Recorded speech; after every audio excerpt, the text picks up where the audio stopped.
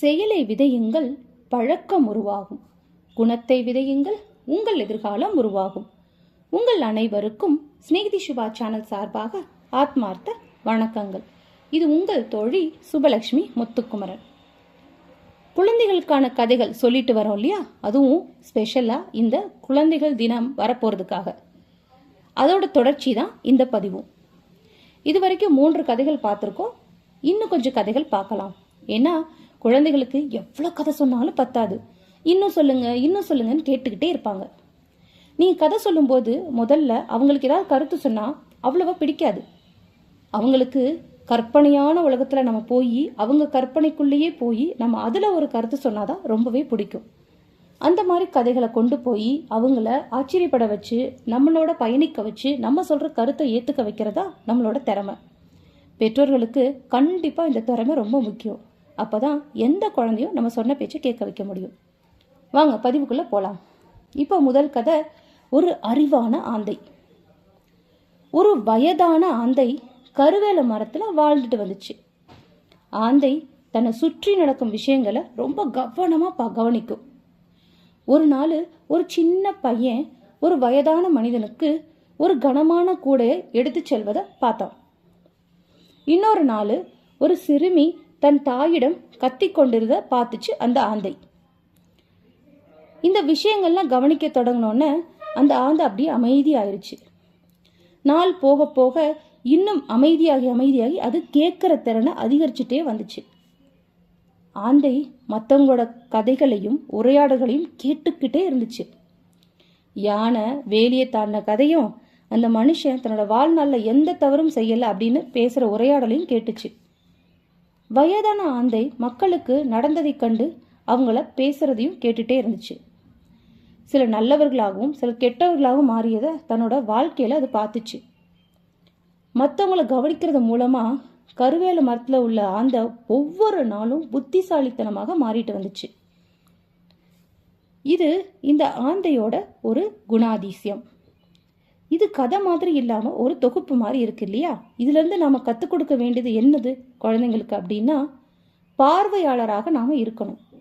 இன்னொன்று, அதிகமாக கேட்கும் திறனை நாம் உண்டு பண்ணிக்கணும். லிசனிங் ஸ்கில்ஸ் அப்படிங்கிறது ரொம்ப முக்கியம். ஒரு வயதான ஆந்தை எதுக்கு இதெல்லாம் உட்காந்து கூர்ந்து பார்த்துட்டு இருக்கணும்? ஒரு பையன் ஒரு வயதான மனிதனுக்கு உதவுறதையும், அடுத்து இன்னொரு நாள் சிறுமி தன்னோட தாயிட்ட கத்திட்டு இருக்கிறதையும், யானை ஒரு வேலியை தாண்டதையும் இப்படி பார்த்துக்கிட்டே இருக்கிறதுல அதுக்கு என்ன இருக்கு? அது கவனிக்கிறதுனால தன்னோட மூளையில் தன்னோட கவனிப்பு திறனை உற்பத்தி பண்ணிக்கிட்டே இருக்கு. அப்படி பண்ணுறதுனால எந்த இடத்துலையும் தன்னால் ஈஸியாக ஒரு விஷயத்தை கிரகிச்சிக்க முடியும் அப்படிங்கிறது அந்த ஆந்தை உறுதியாக நம்புது. இது ஆந்தையோட ஸ்பெஷல் குவாலிட்டி. இதே குவாலிட்டி நம்ம குழந்தைகிட்டே வரணும்னு சொல்லிட்டு நாம் அவங்களுக்கு இதை வலியுறுத்தணும். அடுத்த கதை, விவசாயி மற்றும் கிணறு. ஒரு விவசாயி தன்னோட பண்ணைக்கு தண்ணீர் தேவைப்பட்டுச்சுன்றத உணர்றாரு. பக்கத்து வீட்டுக்காரர்கிட்ட ஒரு கிணறு வாங்கினாரு. அவனோட பக்கத்து வீட்டுக்காரர் ஒரு ரொம்ப தந்திரமான மனிதர். கிணத்துல தண்ணீர் எடுக்க விவசாயி போன போது பக்கத்து வீட்டுக்காரர் தடுத்திருக்காரு. தண்ணீரின் மீது அல்ல, கிணத்து மீது தான் உனக்கு உரிமை இருக்கு அப்படின்னு சொல்லிட்டாரு. துயரத்துல விவசாயி நியாயம் வேண்டி அரசர்கிட்ட போனாரு. பேரரசர் பீர்பாலுக்கு இந்த பிரச்சனைய தீர்க்கிற கடமையை கொடுத்தாரு. பீர்பாலு பேரரசரின் 9 அரசவைகளில் மிகவும் புத்திசாலியான மனுஷங்கள்ல ஒருத்தர். பீர்பாலு தனது கிணற்றை விவசாயிக்கு விற்றுவிட்டாயா என்று பக்கத்து வீட்டுக்காரர்கிட்ட கேட்டாரு.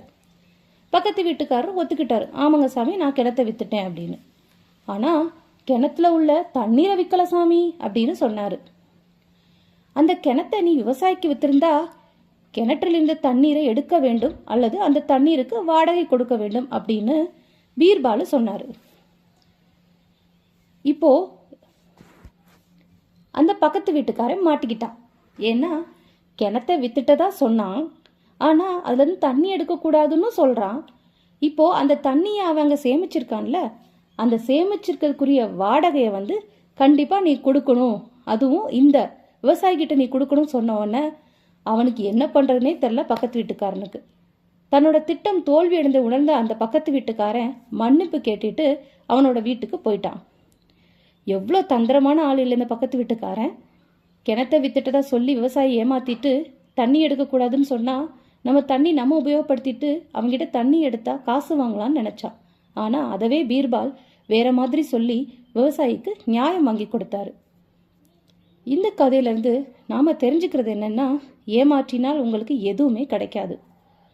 அதுக்கும் நீங்கள் தான் அதுக்கு ஏதாவது நம்ம பணம் கொடுக்குற மாதிரி இருக்கும். யாராவது ஏமாத்தினா திருப்பி அதே ஏமாற்றத்தை நாமளும் சந்திக்க வேண்டி வரும். இந்த பிரச்சனையை பீர்பால் ரொம்ப சாதுரியமாக தீர்த்து வச்சார். இந்த கதையை சொல்லி நம்ம குழந்தைங்களுக்கு எப்படி தந்திரமாக இருக்கவங்கள்ட்டையும் நாம் ஜெயிக்கணும்னு சொல்லி கொடுக்கலாம். அடுத்த கதைக்கு போகலாமா? 3வது கதை, யானைகள் மற்றும் நண்பர்கள். ஒரு தனியான யானை ஒரு நல்ல நண்பனை தேடி காட்டில் நடந்துக்கிட்டே இருந்துச்சு. அந்த யானை அப்படி நடந்துக்கிட்டே இருக்கும்போது குரங்க சந்திச்சு அதோட நட்பை கேட்டுச்சு. யானையால் தன்னை போல மரங்களில் ஆட முடியாது அப்படிங்கிறதுனால குரங்கு நீ எனக்கு நண்பனாக இருக்க முடியாது அப்படின்னு சொல்லி மறுத்துருச்சு. யானை அப்படியே நகர்ந்து கொண்டே முயல்கிட்ட போச்சு. நீ என்கிட்ட நண்பனாக இருப்பியா அப்படின்னு முயல்கிட்ட கேட்டுச்சு. ஆனால் யானை தனது துவாரத்திற்கு மிகவும் பெரிதாக இருக்கிறதுனால முயலும் மறுத்துருச்சு. ஏன்னா முயல் குட்டி குட்டி துவாரத்தில் தானே உள்ளே போய் தங்கிக்கும். அந்த மாதிரி இடத்துல யானை வர முடியாதே. அதனால நீ என் நண்பனாக இருக்க முடியாதுன்னு சொல்லி நட்பை மறுத்துருச்சு. யானை தொடர்ந்து ஒரு தவளையை சந்திச்சு மற்ற விலங்குகளிடம் கேட்ட அதே கேள்வியை கேட்டுச்சு. யானையால் தவளை போல குதிக்க முடியாதே. அதனால தவளையும் அதோட நட்பை மறுத்துருச்சு. யானை இந்த மாதிரி நிறைய விலங்குகிட்ட கேள்வி கேட்டுக்கிட்டே போச்சு. ஆனால் எல்லாமே ஒரே பதிலை தான் சொல்லுச்சு. அதே நாளில் யானை எல்லா விலங்குகளையும் பார்த்துச்சு. அது பார்த்த உடனே எல்லா விலங்குகளையும் தன்னை பார்த்து பயந்து ஓடுறதையும் பார்த்துச்சு. யானை கரடியை நிறுத்தி அதுக்கான காரணத்தை கேட்டுச்சு. அது சொல்லிச்சு, புலி எங்களை தாக்க வருது அப்படின்னு சொல்லிச்சு.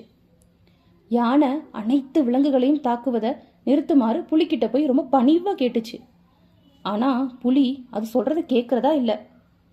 வேற வழி இல்லாமல் யானை என்ன பண்ணுச்சு, புலியை தாக்குச்சு. தாக்குனோன்னு புலி பயந்து ஓடியே போச்சு. இப்போ எல்லா விலங்குகளும் பார்த்துச்சு, அடேடா இந்த புலி அந்த யானை விரட்டிருச்சே அப்படின்னு சொல்லிட்டு யானைக்கு எல்லாரும் நன்றி தெரிவிச்சிச்சுங்க. இப்போதான் எல்லாத்துக்கும் புரிஞ்சது, நம்மளோட தேவைகள் மாதிரி இருக்கிறது முக்கியம் கிடையாது. நட்புக்கு அவங்கவுங்களா இருக்கிறது தான் முக்கியம். அதாவது யானை முயலை மாதிரி மாற முடியாது. யானை யானையாக இருக்கும்போது அதோட நட்பு வேற மாதிரி இருக்குன்னு சொல்லிட்டு எல்லா விலங்குகளும் இப்போ யானைக்கு நண்பராக மாறிடுச்சு. நட்புக்கான இலக்கணம் வேறது.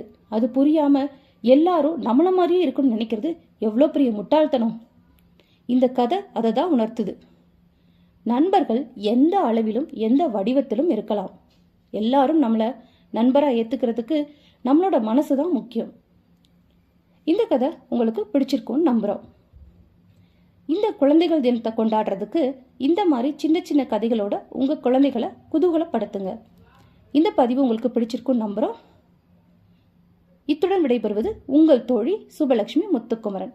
உங்களுக்கு இந்த பதிவு பிடிச்சிருந்தா லைக் பண்ணுங்க, ஷேர் பண்ணுங்க, மறக்காம ஸ்நேகிதி சுபா சேனலை சப்ஸ்கிரைப் பண்ணிடுங்க. வாழ்க வளமுடன். ஆத்ம நமஸ்தே. ஹரே கிருஷ்ணா. வெற்றியுமதே.